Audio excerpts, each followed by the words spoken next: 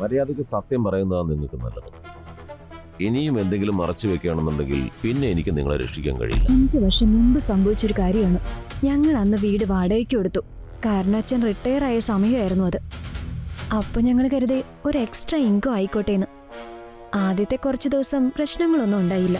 പക്ഷേ പെട്ടെന്നൊരു ദിവസം ഞങ്ങൾക്ക് വാടക തരുന്നത് നിർത്തി. എന്നിട്ട് ഞങ്ങളുടെ വീട് സ്വന്തമായിട്ട് ഉപയോഗിച്ചു. അവിടെ ഞങ്ങൾ താമസിച്ചിരുന്നത് ഞങ്ങൾ വാടകക്കാരും അവർ ഓണേഴ്സും ആയിട്ടാ. ഞങ്ങളുടെ സ്വന്തം വീട്ടില് ഒന്നും പറയാനാകാതെ താമസിക്കുകയായിരുന്നു. അച്ഛൻ കേസിന് വരെ പോയി നോക്കി. പക്ഷെ ഒന്നും ആയില്ല. മാത്രമല്ല ആ ടെൻഷനില്ല എൻ്റെ അച്ഛനും അമ്മയും മരിച്ചത് തന്നെ. പിന്നെ ആ വീട്ടിൽ ഞാനും എൻ്റെ സഹോദരി മാത്രമാണ് ഉണ്ടായിരുന്നത്. അവർ ഞങ്ങളെ പേടിപ്പിക്കുകയും ഭീഷണിപ്പെടുത്തുകയും ചെയ്തു. ഞങ്ങൾ അവിടെ താമസിക്കരുതെന്നും എത്രയും പെട്ടെന്ന് അവിടെ നിന്ന് പോകണമെന്നും പറഞ്ഞു. അങ്ങനെ അവർക്കെതിരെ മഹിളാ സമിതി സേവ നടത്തുന്ന ഒരു NGOയുടെ ഓണർ ഭൈരവി ഠാക്കൂറിനെ കാണാൻ പോയി. ഭൈരവി മാഡം, ഞങ്ങൾക്കിപ്പോൾ സ്വന്തമായിട്ട് വീടില്ല, ഭാവിയില്ല. ഞങ്ങളുടെ ജീവിതം ഇനി എന്താവും? നിങ്ങൾ പേടിക്കാതിരിക്കും സോണിയ, ഞാൻ നിങ്ങളുടെ കൂടെയല്ലേ. നിങ്ങളുടെ വീട് എത്രയും പെട്ടെന്ന് ഞാൻ നിങ്ങൾക്ക് തിരിച്ചു വാങ്ങിത്തരാം. അവരത്ര നിസ്സാരക്കാരൊന്നും അല്ല, ഈസി ആയിട്ട് നടക്കുകയില്ല. നിങ്ങൾക്ക് എന്റെ ഭർത്താവ് മുന്ന ഠാക്കൂറിനെ കുറിച്ച് അറിയില്ലേ? ഈ സിസ്റ്റം മുഴുവൻ അദ്ദേഹത്തിന്റെ ഇഷ്ടത്തിനാണ് മുന്നോട്ട് പോകുന്നത്. അദ്ദേഹം വിചാരിച്ചാലേ ഒരു നിമിഷം കൊണ്ട് നിങ്ങളുടെ വീട് കാലിയാക്കാൻ പറ്റും. അങ്ങനെയാണെങ്കിൽ മാഡം ദയവ് ഇത് അദ്ദേഹത്തോട് പറയണം. അങ്ങനെ ചെയ്തു തന്നാൽ ഞങ്ങൾ എന്നും കടപ്പെട്ടവരായിരിക്കും. അതിന്റെ ആവശ്യമൊന്നുമില്ല, ഞങ്ങളുടെ സന്തോഷമല്ലേ ഇത്. നിങ്ങളുടെ കാര്യം നടക്കട്ടെ. ഒരു കാര്യം ചെയ്, അദ്ദേഹത്തിനെ കാണാനായിട്ട് നാളെ എന്റെ വീട്ടിലേക്ക് വാ. രാത്രി വന്നാൽ മതി. നാളെ അദ്ദേഹത്തിന്റെ ബർത്ത്ഡേ ആ. രാവിലെ മുഴുവൻ അദ്ദേഹം ബിസി ആയിരിക്കും. പക്ഷേ പേടിക്കാതിരിക്കും സോണിയ, ഞാൻ അദ്ദേഹത്തോട് നിങ്ങളുടെ കാര്യം ആദ്യം തന്നെ പറഞ്ഞേക്കാം. ശരി. അങ്ങനെ അടുത്ത ദിവസം രാത്രി എന്റെ ആവശ്യം നടക്കാനായി മുന്ന ഠാക്കൂറിനെ കാണാനായിട്ട് പോയി. അന്ന് എന്റെ കൂടെ അദ്ദേഹത്തിന്റെ ഭാര്യ ഉണ്ടായിരുന്നു. ഇതാണ് സോണിയ. സോണിയയുടെ കാര്യം ഞാൻ ഇന്നലെ പറഞ്ഞത് ഓർമ്മയില്ലേ? ഓ, happy birthday sir. Thank you so much. അങ്ങോട്ടിരിക്കൂ. Thank U.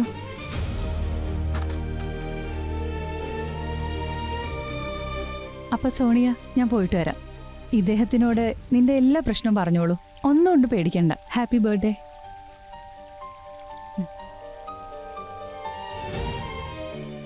സർ, ഞങ്ങളുടെ വീട്ടിൽ കുറച്ച് പ്രശ്നങ്ങളൊക്കെ നടക്കുന്നുണ്ട്. ആ, ഭൈരവി എന്നോടെല്ലാം പറഞ്ഞിരുന്നു. നിങ്ങളുടെ വീട് ഞാൻ കാലിയാക്കി തരാം. അതെനിക്ക് എപ്പോൾ വേണമെങ്കിലും ചെയ്യാവുന്നതേ ഉള്ളൂ. പക്ഷെ ഞാനത് എപ്പോൾ ചെയ്യണം, എങ്ങനെ ചെയ്യണമെന്ന് ഞാൻ തീരുമാനിക്കും. എന്നാൽ അതൊക്കെ നീ എനിക്ക് ബർത്ത്ഡേ ഗിഫ്റ്റ് തരുന്നത് പോലെ ഇരിക്കും. പക്ഷേ ഞാൻ സാറിന് എന്ത് തരാനാ?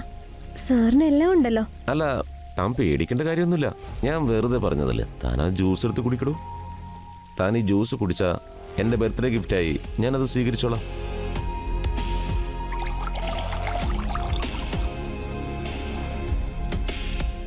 ഈ ജ്യൂസ് കുടിക്കുക. Thank you. എങ്ങനെയുണ്ട് ജ്യൂസ്? കൊള്ളാം. എന്നാ മുഴുവൻ കുടിച്ചോ.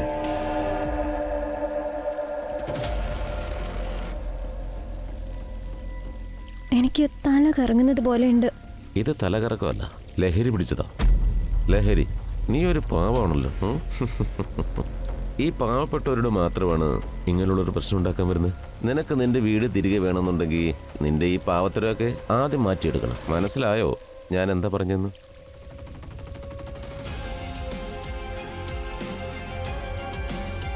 ഞാൻ അത്രക്കാരിയല്ല. എന്നെ ഒന്നും ചെയ്യരുത്. നീ നിന്റെ ശരീരം വിൽക്കാൻ തയ്യാറായാൽ നിനക്ക് ലാഭം ഉണ്ടാവും. നിനക്കതിന് കഴിയുന്നില്ലെങ്കിൽ നിന്റെ ലക്ഷ്യം ഒരിക്കലും നിനക്ക് നിറവേറാനാവില്ല. എനിക്കങ്ങനെ അത് വിട്ടുകളയാൻ കഴിയില്ല. എനിക്ക് എന്തോ സംഭവിക്കുന്നുണ്ട്. ഇനി ഒരുപാട് ബാക്കിയുണ്ടല്ലോ.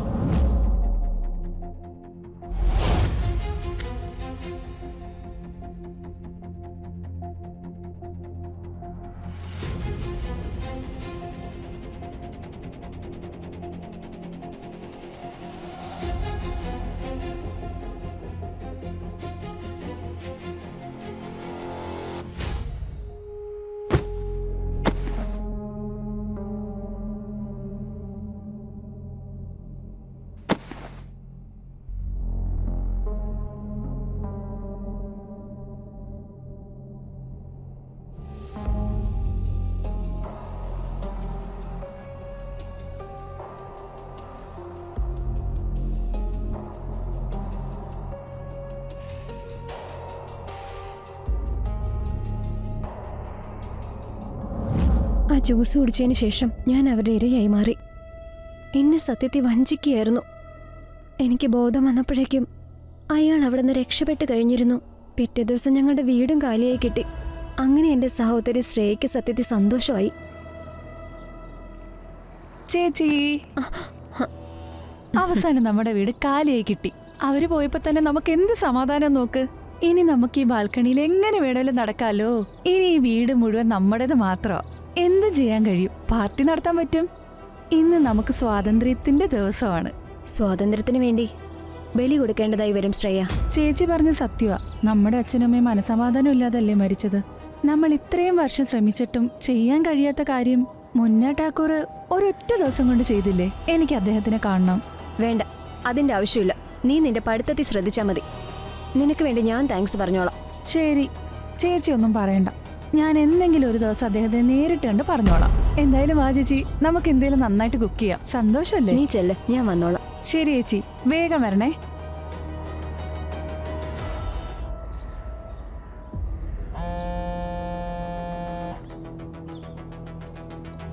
ഹലോ സോണിയ, നിങ്ങളുടെ വീട് കാലിയായില്ലേ? ആ മാം, താങ്ക് യു സോ മച്ച്. ഇപ്പൊ ഇവിടെ ഒരു പ്രശ്നവും ഇല്ല. വീട് കാലിയായെങ്കിൽ എന്നോടല്ല, മുന്ന സാറിനോട് താങ്ക് യു പറയണം. ഇന്ന് രാത്രി താങ്ക്സ് പറയാനായിട്ട് എന്റെ വീട്ടിലേക്ക് വരണേ. അദ്ദേഹത്തിന് അത് ഇഷ്ടപ്പെടും. ഞാൻ ഫോണിലൂടെ താങ്ക്സ് പറഞ്ഞോളാം. അതൊന്നും നടക്കാൻ പോകുന്നില്ല. നീ അദ്ദേഹത്തിന്റെ ടെസ്റ്റ് പാസ്സായ സ്ഥിതിക്ക് ഇനി മുതൽ നീ ഞങ്ങളുടെ മഹിളാ സേവാ സമിതിയുടെ ഒരംഗം തന്നെയായിരിക്കും. നിന്റെ ഫുൾ ബോഡി ചെക്കപ്പിന്റെ വീഡിയോ ഒക്കെ ഞങ്ങൾ എടുത്തു വെച്ചിട്ടുണ്ട്. അതുകൊണ്ട് ഇനിയിപ്പോ സാറിനോട് താങ്ക്സ് പറയാൻ നേരിട്ട് തന്നെ വരണം. ഇന്ന് രാത്രിയിലും ഇനി വിളിക്കുമ്പോഴൊക്കെയും.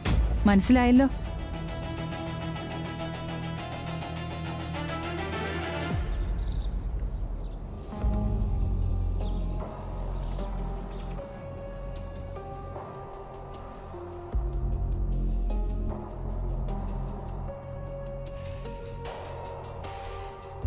അല്ല, വരൂ മൈ ഡാർലിംഗ്.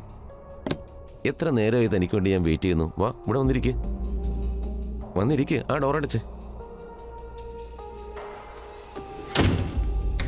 ആ വന്നിരിക്കടോ.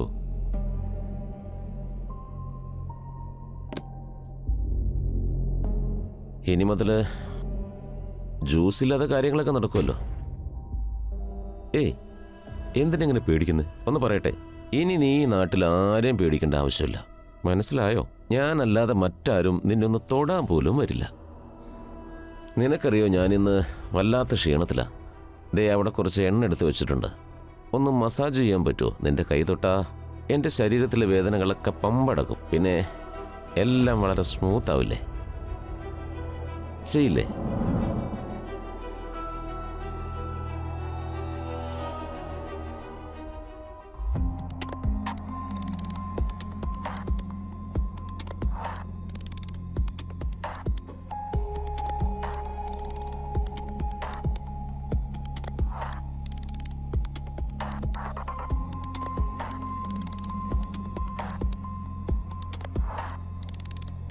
നിന്റെ കൈ തൊട്ടപ്പോൾ തന്നെ എൻ്റെ ശരീരത്തിൽ കരണ്ട് അടിച്ചതുപോലെയായി.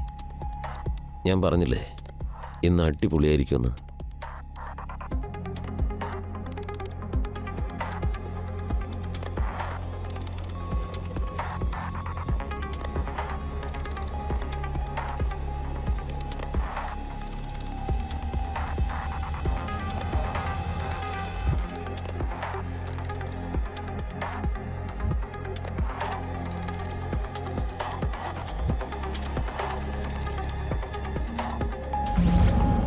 പതുക്കെ പതുക്കെ ഞാൻ ഇതൊക്കെ എൻ്റെ വിധിയാണെന്ന് ആക്സെപ്റ്റ് ചെയ്യാൻ തുടങ്ങി.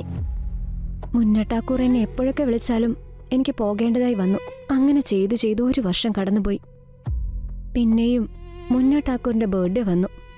ഇത്തവണ വീണ്ടും അയാളുടെ ഭാര്യ ഭൈരവി വേറെ ഏതോ ഒരു പെൺകുട്ടിയെ അയാൾക്ക് ബർത്ത്ഡേ ഗിഫ്റ്റായി പ്രസൻറ്റ് ചെയ്യാൻ തുടങ്ങി.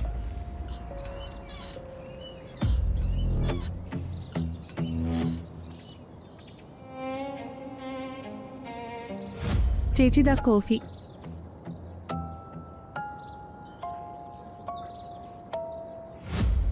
എന്താ ഇങ്ങനെ നിൽക്കുന്നത്? ചേച്ചി, എനിക്കൊരു കാര്യം ചെയ്തു തരുമോ പ്ലീസ്? പറ്റില്ലെന്ന് പറയരുത്. എന്താ കാര്യം? എനിക്കൊരു ഫ്രണ്ടുണ്ട്, ശേഖർ. അവനിപ്പോ കോളേജ് ഇലക്ഷനിൽ നിൽക്കുന്നുണ്ട്. പക്ഷെ ചിലവർക്കൊന്നും അവനെ ഇഷ്ടമേ അല്ല. ഇലക്ഷനിൽ അങ്ങനെ ജയിച്ചു കഴിഞ്ഞാൽ അവരവനെ കൊല്ലുമെന്നാ പറഞ്ഞേക്കുന്നത്. അവന്റെ കാര്യമൊന്നും മുന്നേട്ടാക്കോറിനോട് പറയൂ ചേച്ചി. ഇത്തരം കാര്യങ്ങളൊന്നും നീ ഇടപെടാൻ നിൽക്കണ്ട. ഇപ്പൊ പഠിക്കാൻ നോക്ക്. ഇതൊന്നും നിനക്കുള്ള കാര്യങ്ങളല്ല. അപ്പൊ ചേച്ചി എന്താ ഞാൻ പറയുന്നൊന്നും ചെയ്തു തരില്ല എന്നാണോ? ശരി, എന്നാ ഞാൻ തന്നെ എന്തെങ്കിലും ചെയ്തോളാം. ആവശ്യത്തിന് വിളിച്ചാൽ കിട്ടുമില്ല. നിനക്ക് ആരോടെങ്കിലും സംസാരിക്കണമെങ്കിൽ എന്റെ ഫോണിൽ സംസാരിച്ചൂടെ? വേണ്ട, ചേച്ചിയുടെ ഫോൺ ചേച്ചിയുടെ കയ്യിൽ തന്നെ ഇരിക്കട്ടെ. നോക്ക്, പൊട്ടത്തിനൊന്നും ചെയ്യാൻ നിൽക്കണ്ട. ഞാൻ നിന്റെ ചേച്ചിയാ, നിന്റെ നന്മയ്ക്ക് വേണ്ടി ഈ പറയുന്നേ. ചേച്ചി ഇനി എന്നോടൊന്നും സംസാരിക്കാൻ നിൽക്കണ്ട. ഇവരൊക്കെ കരുതിയിരിക്കുന്നത് ഈ മുന്നോട്ടാക്കൂർ ദൈവമാണെന്നാ. ഇവരോടൊക്കെ എങ്ങനെ പറഞ്ഞ് മനസ്സിലാക്കാനാ? അന്നത്തെ ദിവസം ഞാൻ വീട്ടിലെ കാര്യങ്ങളിൽ ബിസിയായിരുന്നു. ഒരുപാട് സമയം കഴിഞ്ഞു. രാത്രി ഒരുപാട് വൈകി. ശ്രേയെ കാണാതെ ഞാൻ ഒരുപാട് വിഷമിച്ചു. ഞാൻ അവളുടെ ഫ്രണ്ട്സിനെ എല്ലാവരെയും വിളിച്ചു നോക്കി. പക്ഷേ ആർക്കും അവളെ എവിടെയെന്ന് അറിയില്ലായിരുന്നു. ഇതിനു മുമ്പ് അവൾ ഇങ്ങനെ ലേറ്റ് ആവാറില്ലായിരുന്നു. എന്താ ചെയ്യേണ്ടതെന്ന് എനിക്കറിയില്ലായിരുന്നു. വൈകുന്തോറും എന്റെ പേടി കൂടിക്കൂടി വന്നു. ഈ സമയത്ത് അവൾ എവിടെ പോവാനാ? ആരെ വിളിക്കണം, എന്ത് ചെയ്യണം എന്ന് എനിക്ക് അറിയില്ലായിരുന്നു. അങ്ങനെ ഇരിക്കുമ്പോൾ പെട്ടെന്ന് എന്റെ ഫോണിലേക്ക് ഒരു കോള് വന്നു. ഭൈരവിയായിരുന്നു. ഭൈരവി മാം ഇപ്പോ? ഹലോ. ഭൈരവി മാം പറഞ്ഞോളൂ. എന്താ വിളിച്ചത്? നിനക്ക് ചിലപ്പോൾ അറിയില്ലായിരിക്കും, ഇന്ന് മുന്നസാറിന്റെ ബർത്ത്ഡേ ആണ്. എനിക്ക് ഓർമ്മയുണ്ട്. പക്ഷേ മാഡം, ഇന്ന് പുതിയൊരു പെൺകുട്ടിയെ കണ്ടുപിടിച്ചില്ലേ? അതായത് ബർത്ത്ഡേ ഗിഫ്റ്റ് ആയിട്ട്. അത് പറയാൻ തന്നെയാ ഞാനിപ്പോ നിന്നെ വിളിച്ചത്. ഇത്തവണ നിന്റെ പകരക്കാരിയായി നിന്റെ അനിയത്തിയാ വരുന്നത്. പകരക്കാരിയോ എന്നുവെച്ചാ? മനസ്സിലായില്ലേ? ഇന്ന് മുന്നസാറിന് ബർത്ത്ഡേ ഗിഫ്റ്റ് ആയിട്ട് ആരെ കൊടുക്കുന്നേന്നറിയോ? നിന്റെ അനിയത്തിയെ. എന്റെ അനിയത്തിയോ? അവളെവിടെ എന്താ ചെയ്യുന്നേ? അവളേതോ കോളേജ് ഫ്രണ്ടിനെ ഇലക്ഷന് ജയിപ്പിക്കണമെന്നും പറഞ്ഞ വന്നത്. അതിന് സാറിന്റെ സപ്പോർട്ട് വേണമെന്നും പറഞ്ഞു. എന്റെ അടുത്താണ് അവൾ സഹായം ചോദിച്ചു വന്നത്. സഹായം ചോദിച്ചു വരുന്നവരെ ഞാൻ വെറും കൈയോടെ വിടാറില്ല. ഞാൻ അവളോട് പറഞ്ഞു, നീ ഒരു ഭാഗ്യശാലിയാണെന്ന്. കാരണം ഇന്ന് മുന്നസാറിന്റെ ബർത്ത്ഡേ അല്ലേ. ഇന്ന് രാത്രി സാറിനോട് ഹാപ്പി ബർത്ത്ഡേ പറഞ്ഞ നിന്റെ കാര്യങ്ങളൊക്കെ നടത്തി തരുമെന്ന്. ഇപ്പോൾ അദ്ദേഹത്തിന്റെ കൂടെ തന്നെ ഉണ്ട്. നിങ്ങൾ എന്റെ അനിയത്തി എന്തെങ്കിലും ചെയ്യുകയാണെങ്കിൽ നിങ്ങൾ ആരെ ഞാൻ വെറുതെ വിടില്ല. Hello hello.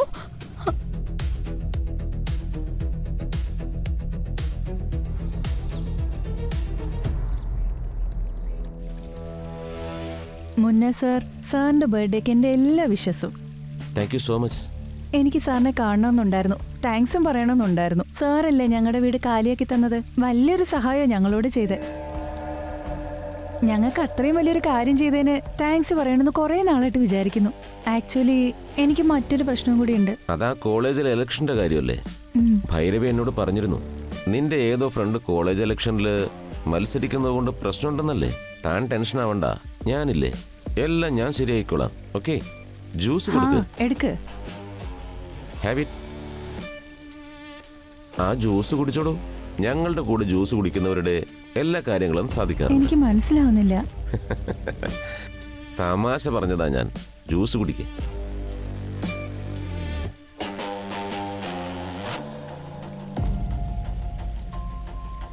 സാറിനെ കണ്ടപ്പോ എനിക്ക് സന്തോഷമായി.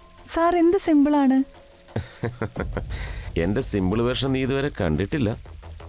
ഞാൻ ശരിക്കൊരു ഓന്തിനെ പോലെയാ. ഈ ഓന്തെന്ന് പറയുമ്പോ എപ്പോഴും നിറം മാറുമല്ലോ.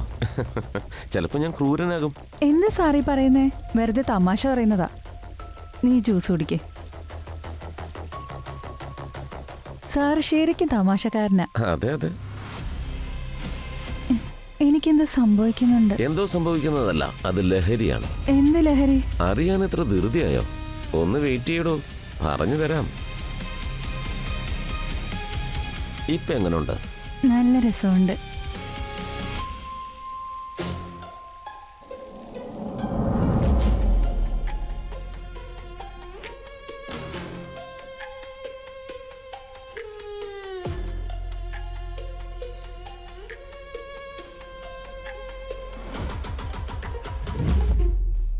എവിടെ എന്റെ അനിയത്തി?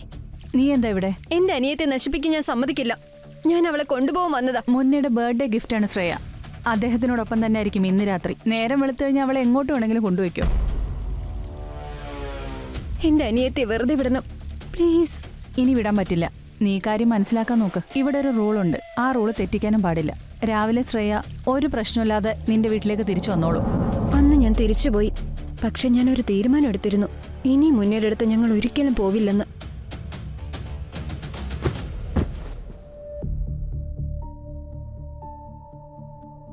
ഞാൻ നിന്നോട് പറഞ്ഞിരുന്നതല്ലേ.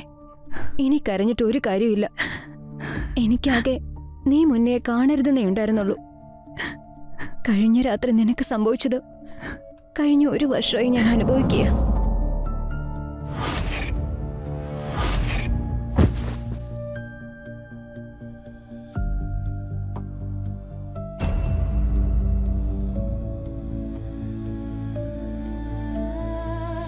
അവരെനിക്ക് എന്തോ ജ്യൂസ് എന്ന് എന്നെ ഉപയോഗിക്കുമായിരുന്നു ചേച്ചി. നീ ടെൻഷൻ ആവണ്ട. അവർ നമ്മളോട് ചെയ്തത് മറ്റേതെങ്കിലും പാവപ്പെട്ട പെൺകുട്ടിയോടും ചെയ്യും. അതിനെന്തെങ്കിലും ഒരു അവസാനം ഉണ്ടാക്കണം.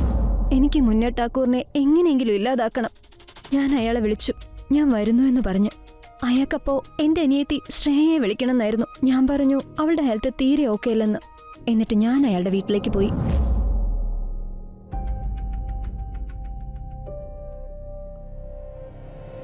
ആരത്? നീയോ? ഇന്ന് നീ സ്വയം തന്നെ ഞാൻ വിളിക്കാതെ ഇങ്ങ് വന്നല്ലോ. വിളിച്ചാലും വരാത്ത ആളാണ്. എന്ത് പറ്റി? What A surprise. നിനക്കെന്താ ഇപ്പൊ എന്നോട് പ്രണയം തോന്നി തുടങ്ങിയോ? ഇത്രയും നാളായില്ലേ, ഇനിയെങ്കിലും പ്രണയം വന്നില്ലെങ്കിൽ ഇനി എപ്പോഴാ? അതാണ് നമുക്ക് വേണ്ടത്.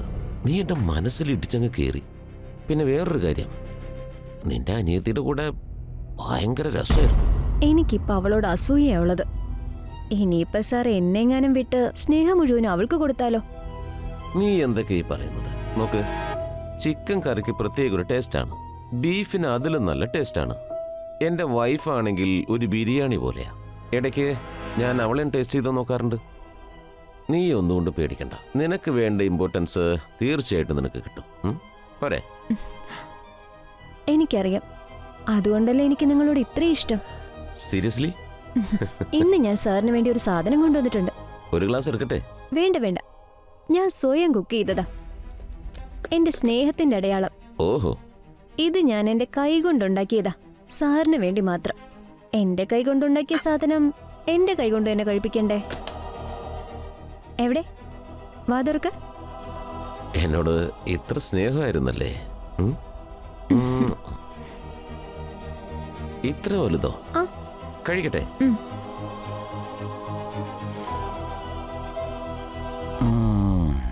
വാ, ഈ ലഡു എന്ത് ടേസ്റ്റാ നിന്നെ പോലെ. ഇതിന്റെ ടേസ്റ്റ് എന്താണെന്ന് കുറച്ച് കഴിയുമ്പോഴേ മനസ്സിലാകൂ. ഓഹോ.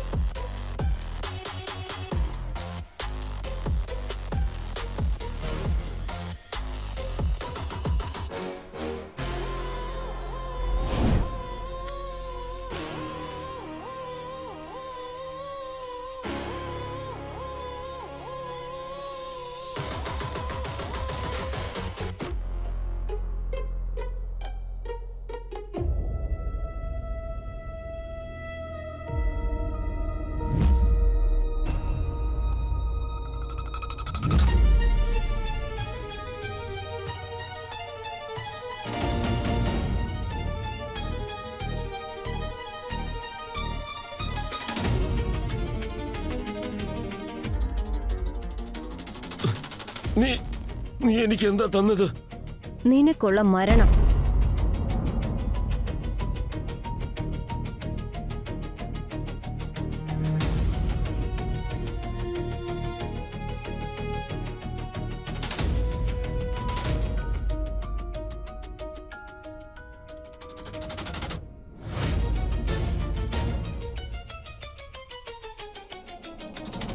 ഇതാണ് ഞാൻ ചെയ്തത് സർ.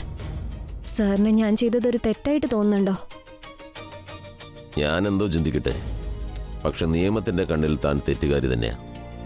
ഇനി നമുക്ക് കോടതിയിൽ പോയി വിധി എന്താണെന്നറിയാം.